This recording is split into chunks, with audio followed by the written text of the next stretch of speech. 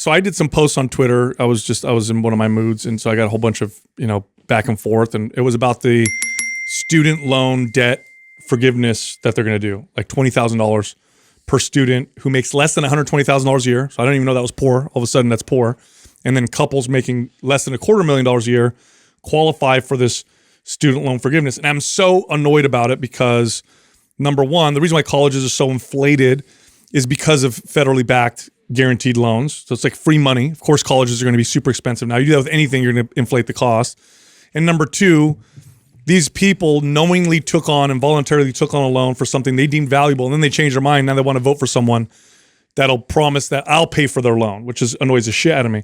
So I'm writing about that, and then people on there are like, what about transferred to everybody else? Yeah, what about corporations getting their tax breaks? I said, hold on a second. That's very different. One is you are forcing me to pay for your debt. The other one is they're just keeping more of the money they earned. It's very different. Very, very different. So you can be upset about the tax code, and believe me, I am too, because it's complicated on purpose for a reason.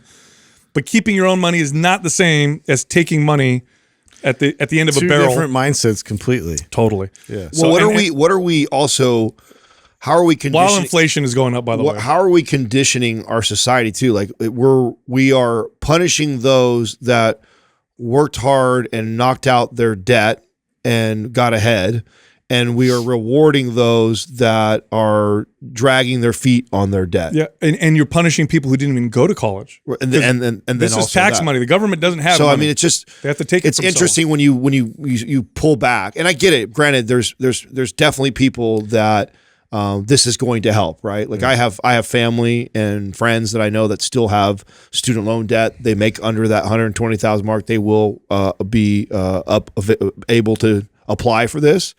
And them being family and friends, I still totally disagree with it. It's just another way to buy votes. It's like the oldest thing ever, right? It's 100%. You promise things, and it speaks to a certain demographic out there, like, oh, this is going to help me. But you don't look at the bigger picture of what that actually entails. Well, what it does, they don't understand economics. They don't understand that you first have to understand that nothing is for free. And people have heard that statement as like a talking point, and so a lot of people are like just deaf ear, like, oh, nothing's for free. I've heard that. Like, no, this is going to help me out, and that's as far as they look to it. It's like, no. It's people are still going to pay for that, and that's still going to even impact you. Yeah. It will inflate things, and so you're going to even pay for it in another way. And what I think one of you made the joke that I'm like, what we're going to see in the next couple of years is tuition goes up $10,000. $100%. That's going to happen. Yeah. Well, I mean, they're expensive because we made these loans. You saw that in the car we said everybody. industry. We said everybody has to get an education. We did these federally backed loans. You had all this free money. It's no different than imagine if the government said everybody needs a car, so everybody's guaranteed to get a loan if they ask for one, and we have federally backed loans. No, everybody be driving BMWs and Mercedes if that was the case, because car manufacturers are competing for lots of free money. We're in that right now, and we're getting there to some point. But we absolutely are. The average car payment, I brought it up on the show a couple of weeks ago. The average car payment is what, $713, something like that? Yes, but here's the difference. If you don't pay back your car loan, what happens? They repo it. They repo your car. So there's an asset there. There's a well, that was the same way with houses. Collateral, same right? with houses. Yeah, but the difference with houses, you're right, but the difference with houses is, again, the federal government has stepped in and said everybody deserves a house and has inflated the shit out of it. This is why we had 2008. You had all these banks who were like, well, we can loan all this money, and if we don't get the money back, guess who's going to give us the money? The government, which is what they did. We'll get bailed out. In 2008, that's exactly what happened. You had people getting loans. Do you remember applying for, I did. I remember applying for a home loan, 2008. The banks were just like, how much you make? Yeah. I could have said anything, $5 million, whatever. Yeah. How much of a loan do you want? All right, here you go. Why? Because it was really that they easy. were backed by the government. So what we're doing is we're taking a problem and we're adding more of the problem to the problem. So the problem is the price of higher education is inflated to hell. Yeah. So what we're going to do is we're going to inflate it more. It's crazy. You create an illusion that there's no consequences. Yes. And then the false equivalency thing annoys the shit out of me because they're talking about the PPP loans, which I have two opinions on that. One, the government forces you to shut your business down.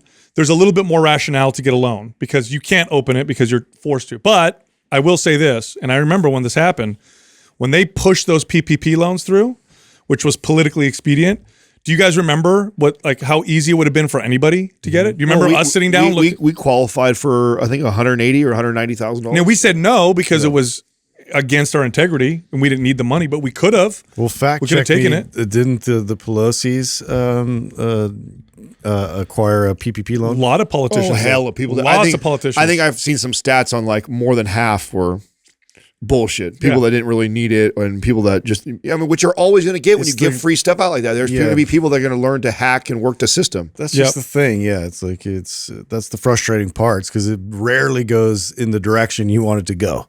And there's no transparency or accountability once you start, getting these things approved. No, if you give out quote unquote free money, what you're doing is you're sending a false signal to the market, and then the demand that money would normally go to, or that it now goes to, goes up, which means the price of that thing goes up. So if we did this with anything, computers, it could be with cars, it could be, anything, what you'll see is an inflated cost. And school is as expensive as it is in this country, precisely because it's very easy to get a federally backed loan. And now, if they allowed the market to be, especially today with how technology is, if they allowed the market to take care of higher education, you'd still have expensive colleges, but you'd have a lot of other options because people still need to be educated. It's required. I mean, you'd have a lot of other options. I feel like it's hanging by the thread right now. I really do. I mean, we are so close, in my opinion, to just a total revolution with education. 100%, dude. I mean, I was just having this conversation with a friend of mine, like, about how wild it is. Actually, it was Jen Cohen, I think, and I were talking about this, and how wild it is that this generation coming up, like the just how you would learn something.